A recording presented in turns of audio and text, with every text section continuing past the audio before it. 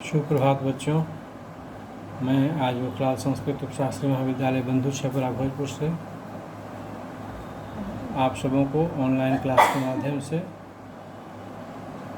हिंदी व्याकरण में कारक, जिसको कि अंग्रेजी में हम लोग केस कहते हैं, के बारे में बताने जा रहा हूँ। तो कारक का अंग्रेजी होता है केस, CASE केस, जैसा कि सामने यहाँ दिया हुआ है। तो सबसे पहले हम जानेंगे कि कारक कहते किसे हैं। तो संज्ञा या सर्वनाम के जिस रूप और कार्य से उसका संबंध वाक्य में क्रिया से जाना जाता है, उसे हम कारक कहते हैं। या ये भी कह सकते हैं कि संज्ञा या सर्वनाम के जिस रूप से वाक्य के अन्य शब्दों के साथ उनका यानी संज्ञा या सर्वनाम का संबंध सूचित हो, उस रूप को कारक कहते हैं। अथवा संज्ञा या सर्वनाम के जिस रूप से उनका यानी संज्ञा या सर्वनाम का क्रिया से संबंध सूचित हो, उसे यानी उस रूप को हम कारक कहते हैं। इसका परिभाषा इस परिभाषा का अर्थ यह हुआ कि संज्ञा या सर्वनाम के आगे जब ने, को, से आदि विभक्तियां लगती है, तब उनका रूप ही कारक कहलाता है। तभी ये वाक्य के अन्य शब्दों से संबंध रखने योग्य पद होते हैं, और पद की अवस्था में ही वे वाक्य के दूसरे शब्दों से या क्रिया से कोई लगाव रख पाते हैं। ने, को, से आदि विभिन्न विभक्तियाँ विभिन्न कारकों की हैं। इनके लगने पर ही कोई शब्द कारक पद बन पाता है और वाक्य में आने योग्य होता है। तो कारक पद या क्रियापद बने बिना कोई शब्द वाक्य में बैठने योग्य नहीं होता। जैसे रामचंद्र जी ने खारे जल के समुद्र पर बंदरों से पुल बंधवा दिया। इस वाक्य में रामचंद्र जी ने, समुद्र पर, बंदरों से और पुल संज्ञाओं के रूपांतर है, जिनके द्वारा इन संज्ञाओं का संबंध बंधवा दिया क्रिया के साथ सूचित होता है। या एक और वाक्य है कि तुम मेज से कागज निकालकर और कुर्सी पर बैठकर कलम से अपने पिता को पत्र लिखो। इस वाक्य में मेज से, कुर्सी पर, कलम से, पिता को आदि संज्ञा शब्दों के साथ आए विभक्ति चिन्ह, इन संज्ञा शब्दों का संबंध क्रिया लिखो, क्रिया जो है इसका लिखो से जोड़ रहे हैं। तो अन्य शब्दों का संबंध क्रिया से जोड़ने वाले ये विभक्ति चिन्ह यही कारक कहलाते हैं। इन कारक चिन्हों को परसर्ग भी कहा जाता है। अब देखिए कि कारक के कितने भेद हैं। Kinds of case. तो हिंदी में कारक जो है वो 8 प्रकार के हैं, और कारकों के बोध के लिए संज्ञा सर्वनाम के आगे जो प्रत्यय यानी चिन्ह लगाए जाते हैं, इन्हें व्याकरण में हम लोग उसको विभक्तियाँ कहते हैं।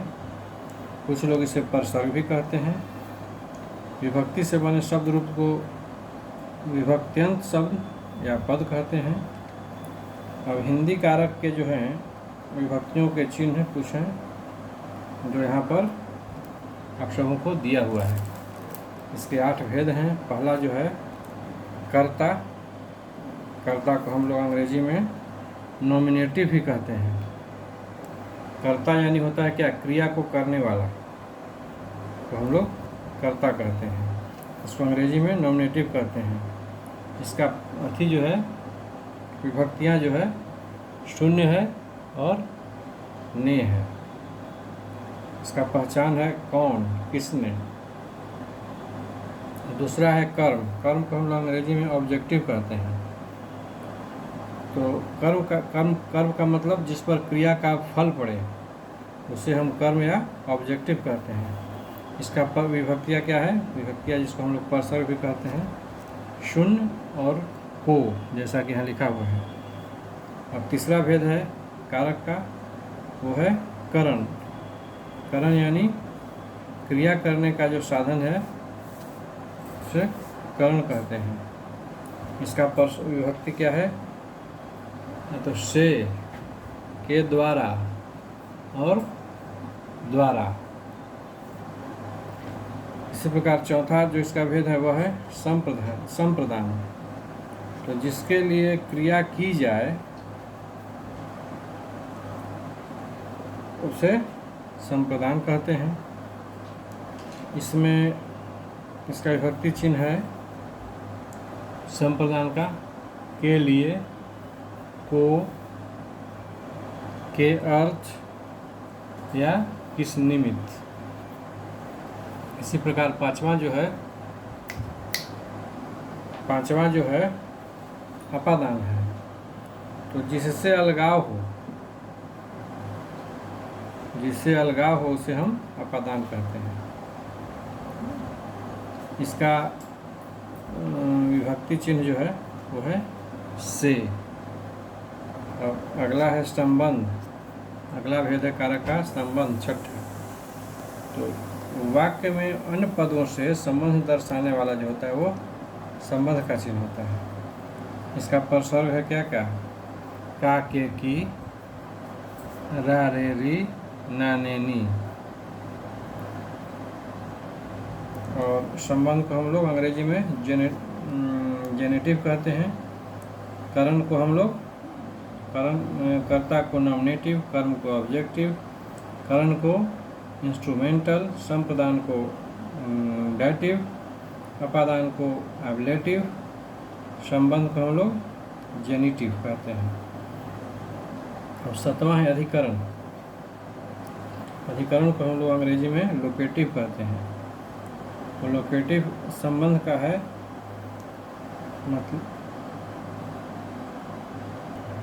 तो सातवां है अधिकरण। अधिकरण को हम लोग अंग्रेजी में लोकेटिव कहते हैं। तो क्रिया का जो आधार होता है उसी को हम लोग अधिकरण कहते हैं। तो इसका विभक्ति कौन कौन है करण का? तो यहाँ लिखा हुआ है में और पर। इसी प्रकार कारक का आठवां भेद है संबोधन, जिसको हम लोग अंग्रेजी में एड्रेसिव कहते हैं। एड्रेसिव। इसका विभक्ति चिन्ह जो है, विभक्तियाँ जो है संबोधन का शून्य भी है, हे, अरे, अजी, अहो।